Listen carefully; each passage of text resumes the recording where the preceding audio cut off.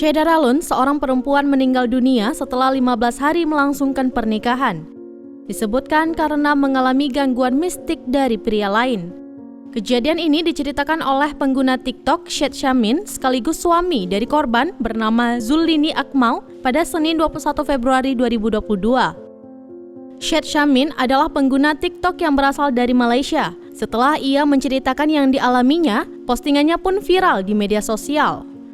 Pada media setempat Rabu 23 Februari 2022, ia menjelaskan istrinya telah lama diganggu dan menanggung beban. Bahkan ketika saat malam pertama, Syed Syamin terkejut melihat gumpalan darah keluar dari kemaluan istrinya. Korban Zulini Akmal telah dibawa berobat ke berbagai tempat, namun keadaan istrinya tiap hari semakin memburuk. Kondisi kesehatan istri Syed semakin menurun sampai tidak bisa ditinggalkan sekejap mata. Pernikahan Syed Syamin dengan Zulini Akmal hanya berjalan 2 minggu. Meski demikian, ia merasa sangat bahagia dapat merawat istrinya tersebut.